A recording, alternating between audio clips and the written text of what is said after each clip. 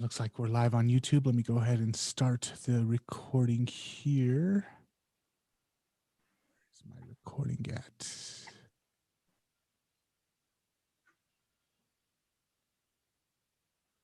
Give me just 1 second, guys. Okay. Where is my recording at? Record on this computer. And this is the Male Entrepreneur Podcast, and we are live in 3, 2. All right, welcome back to the Male Entrepreneur Podcast, the podcast for men who win, with your host, Purdeep Sangha. Purdeep, how you doing today, man? Doing great, man. I always love how you start off the show with so much energy. It's awesome.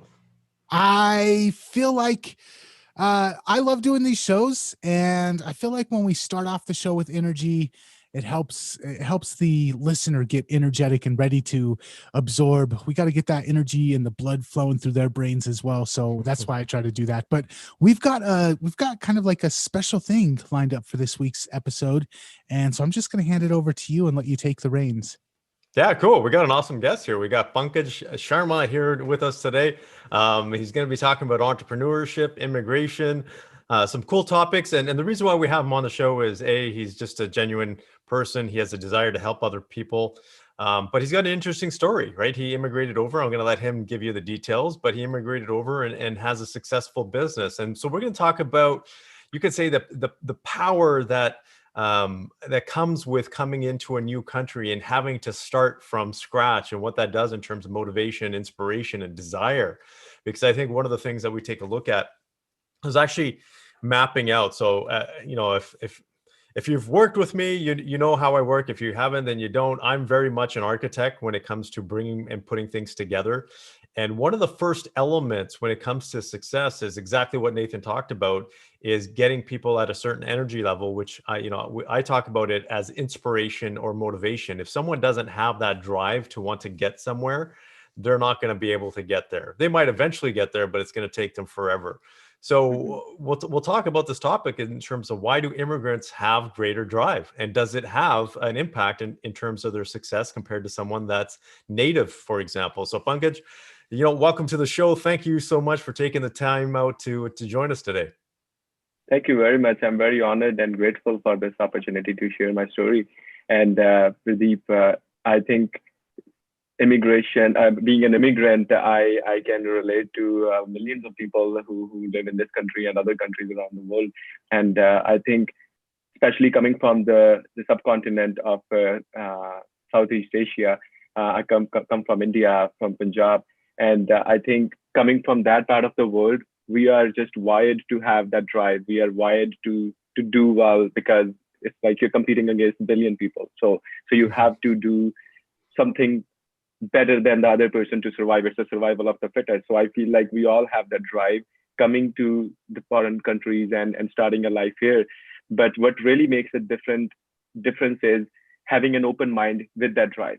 And I think that's where I was able to really find success. And I've noticed that this theme throughout the other fellow immigrants who were immigrated at the same time as me, that having an open mind to things, to learning, to adopting the culture, to adopting even like small things like food, like learning the language, learning like the sports, like everything was like a new thing. So I feel like when, as an immigrant, most of us, when we come to the new country, we are so close to it. We just want to do the same things we always did. We want to listen to the same songs. We want to eat the same food. We want to talk about the same language. We're not really able to step out of the comfort zone. So I think that's where I was able to excel. Being an immigrant, I was able to first learn English. I wasn't speaking very good English, so I learned English. I watched a lot of Netflix, and I watched a lot of YouTube videos, started learning English, brushing up on my skills. Then I came across an opportunity to work for a call center, and I worked at a call center at a night shift, and I was learning again, like rehearsing my new learned English skills with the clients over the phone. So I was getting better there. Then I never settled in where I was. Like you said, that drive was there to do better, to learn more, and I kept meeting more people. From there, the journey started.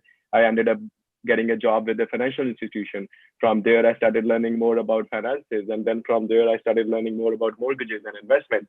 And then I had that drive, I had that risk taking ability from India because I was an entrepreneur there. I was able to jump into a commission role and build more network, build more net worth, bring more investors. And then I was able to build a mortgage brokerage in the last 3 years, very successful mortgage brokerage, where we are focusing on a lot of alternative investments. And I coach and mentor a team of amazing mortgage agents. And I'm trying to share the same ideas and practices through my experiences, which have helped me to help them be successful in their career. So how long have you been in Canada for? It's been 8 years now, total. 8 years I have been in Canada, and and I distinctly remember when the first time I came, I was in downtown Toronto, and like most of the immigrants, I went to the financial district. I'm looking at all these skyscrapers. I'm looking at people walking around in suits, and I'm like, wow, this is an amazing life. And a lot of people who I only knew my wife's family here, and a lot of people who I was meeting and bumping into, they were giving me a lot of feedback like, you have to work really hard, you're not going to get an opportunity, it's going to take you forever to get an opportunity here. And there was a lot of like brainwashing people already have, and I feel like that's where the open mind comes in to play. That if you're going to listen to someone and you're just going to think that's the only thing which is available, then that's the only thing available for you. But if you're going to step out of that zone and be able to see different, for example, very early I came across this show called Dragon's Den. I'm sure like Canadian viewers watch that show. So I started looking at these dragons, and then when they were sharing their stories, and I heard they were immigrants, and I was like, okay, if this guy can be an immigrant 20 years ago, 30 years ago, and be on this stage today, be a multi-millionaire, then I can do the same. Maybe it's going to take me 20 years. So that openness led me to learn new things, to explore new things, to dabble into things which were really uncomfortable for me, like going for an interview and being stumped by the interviewer asking me, so what would you eat at a barbecue? And I had no clue what barbecue is, because culturally when I was like in India, I never ever heard about a barbecue there. So there were so many different things I had to overcome, I think. But the attitude to show up, the attitude to be able to learn and get feedback, I think that's very important. So what challenges did you face along the way, aside from you were talking about the language and the cultural aspect, and possibly having naysayers? What were your biggest challenges when it came to, let's just say, starting your mortgage brokerage?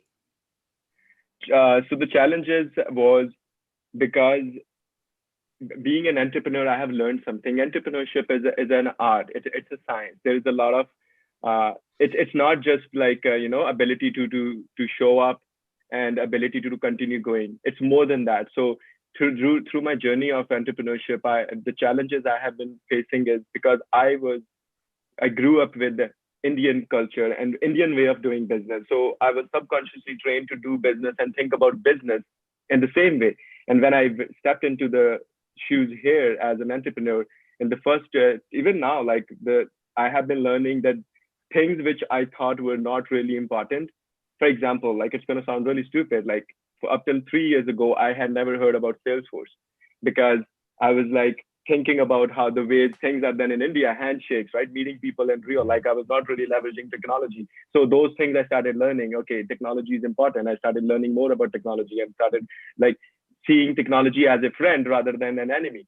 And so those challenges, like building a company, setting up like how to read balance sheets, profit and loss, and how to like manage cash flows, how to like get everything on time. So they just like an entrepreneur, like those small challenges I face. But one thing I always believe in is challenges are there to teach us something. And I always look for some learnings in the challenges. And I think another really important aspect I believe is people around you. Who are the people surrounded with around you, and how do you communicate with them? And I feel like I have learned really over the time to communicate very effectively my needs and really tell who I am, where I am, what help do I need. And I think being an entrepreneur, that's another like a skill we can learn, to ask for help from people who have done it before, and not have so much ego about like being right. Like, you can be right, or you can get results. So that's what I would say. Yeah, I like that. I like how you just put that. You can be right or you can get results, because so many people out there are trying to be right. And I see that all the time and it just screws them up. Absolutely. I think that's powerful. Nathan, I don't know if you have any questions because I got a ton. I just had one real quick, and it's kind of the overall concept of the show, but um, I guess the question is, we have so many people that are born in this country, born in Canada, born in America, born in European countries where they have so much opportunity. And we have this mentality, especially amongst some of the younger generations, where they feel like everything's been taken from them. They don't have it as good as their parents did. They don't have the opportunities, and they're living in the most bountiful areas of the world, and they're not able to see the opportunities. And then we have people come here from other countries that are just like, wow, there's so much opportunity here. So I guess my question is, for people that are already living here and they've got children that might be in this victimized mindset where they feel like they don't have it as well as their parents did, and they can't buy a house as easy as their parents were able to, and all of these poor picked on me mentalities that a lot of the younger kids here have. um, what would your, I guess, insight or suggestions or advice be for the people that don't realize how good that they have it when they're born here into all of this opportunity and they can't even see it all around them? That's a great question. And the podcast I do, it's called Conscious Brainwash. And one of the ideas which we share in the podcast is, over the course of my life, I have learned that we all can be stuck in a mindset where we are not able to see things for what they are. One of the a beautiful analogy I believe in is, life is happening to us. We think life is happening to us, most of us, but life is actually happening for us. We don't have the ability to see it that way. So people who are stuck in that mindset, like an advice and the suggestion I can give them is, it's something I've learned, that our body is a very it's a mechanical process. It's like a computer. It has a software. Like, you can understand your body. You can create a higher level of consciousness and awareness, which will help you have those thoughts to come out of that fixed mindset. How you can do it is by elevating your body, mind, soul. And I feel like, if like I've been in situations where I've come across a lot of people, a lot of my teammates, they came to me, and just what you, Nathan, you described, that those people who are born and raised here and they think that we don't have it well enough. I came across a lot of people like that, and how I helped them was, follow a process. It's like, rewiring yourself. Like, work out in the morning, read good books, connect with amazing people, do some meditation, do these things consistently over a period of time.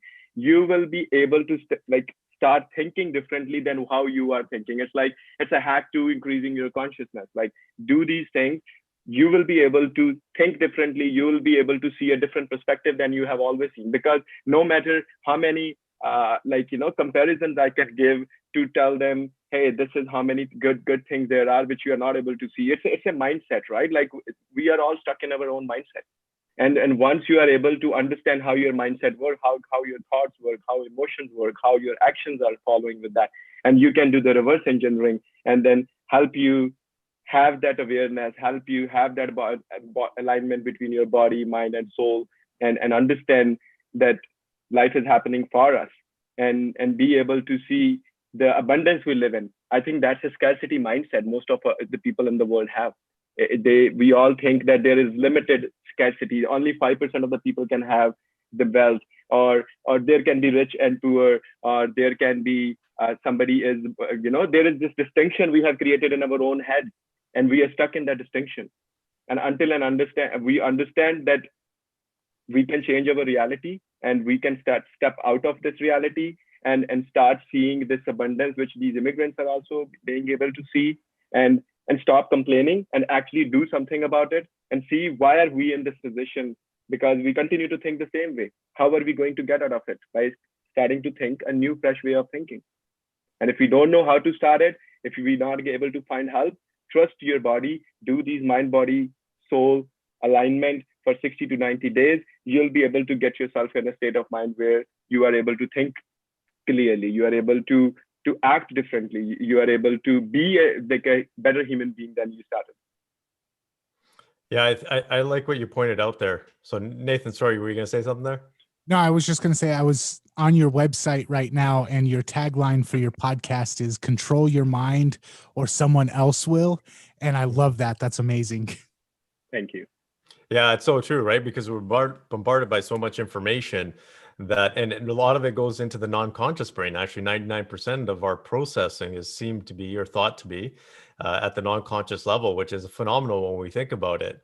What is your Pankaj, your parents, they're back in India? Yeah, they're back in India. So what is it like having a life here when part of your family's back home? It is actually living in a dual metrics. Like sometimes I'll talk to my parents and I'll step into the same, like, the Pankaj who was lived and was raised there, and my life is totally different there. And my parents, like my society, my family, like my relatives, everything. It feels really different. I feel like I step into this matrix when I'm in Canada, and I step into a matrix when I'm in India. And I feel that way because the way of thinking, the way of feeling, the way we see life is so different. Like I see life in a very different lens. In the last 80 years, I have developed and understood a very different lens to see life. And I think when I was in India, and most of my family, even my parents, they are stuck in the same lens. They continue to see life in the same lens. So it's like, it's a black and white and like a colored movie. Like it's like I'm stepping into a black and white version, and then all of a sudden I'm into like this HD like plasma.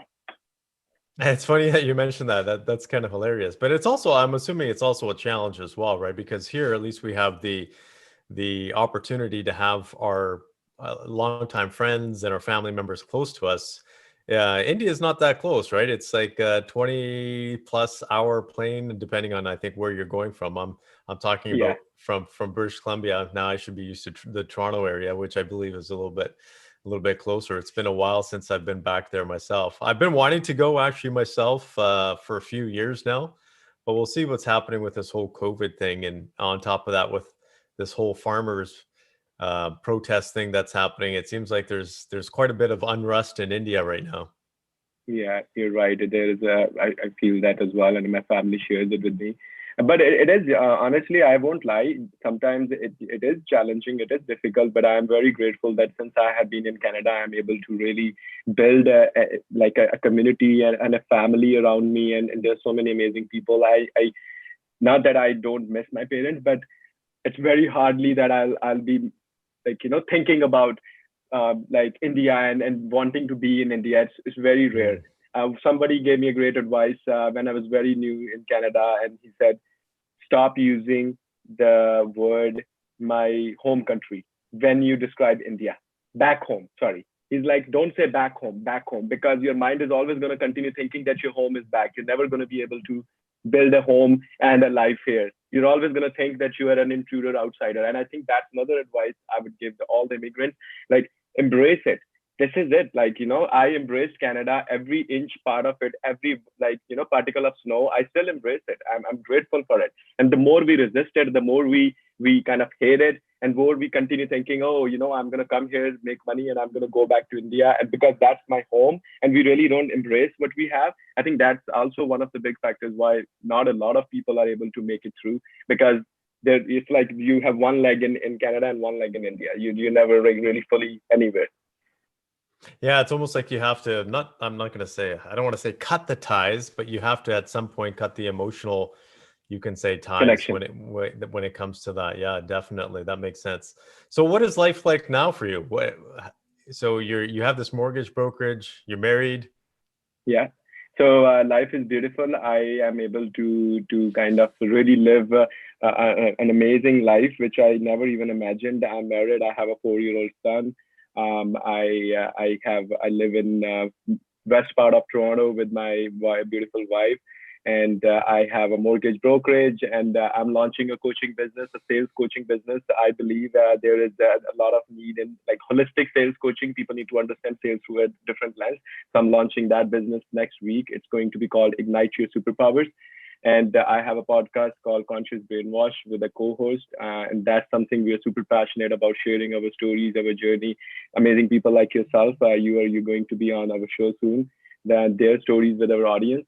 And other than that, I have like beautiful people. Like in the last few years, I'm able to really connect with amazing souls, and we have created really good, amazing groups. We have some book clubs going on. I love reading. I love working out, going for runs and stuff. So yeah, life is beautiful. Very grateful.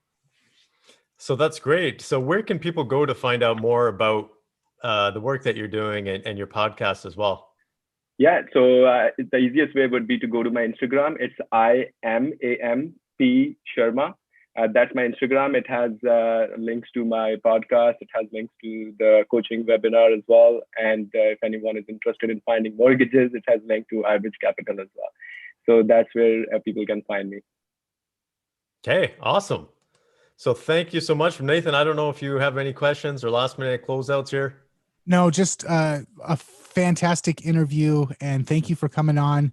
And the website, if people want to check out your website for your podcast, it's consciousbrainwash.com. Awesome. Thank you so much for coming on. Purdeep, if people want to check out more of our podcast, the complete or the Male Entrepreneur podcast, where can people go to find more about that? Well, it's not as cool as Conscious Brainwash because that's awesome. I like that. That's very catchy. But you can check us out at youtubeformen.com or malepodcast.com. Awesome. And until next time, we will catch you later. Thank you, Take guys. care. Thank you so much for the invite. Right.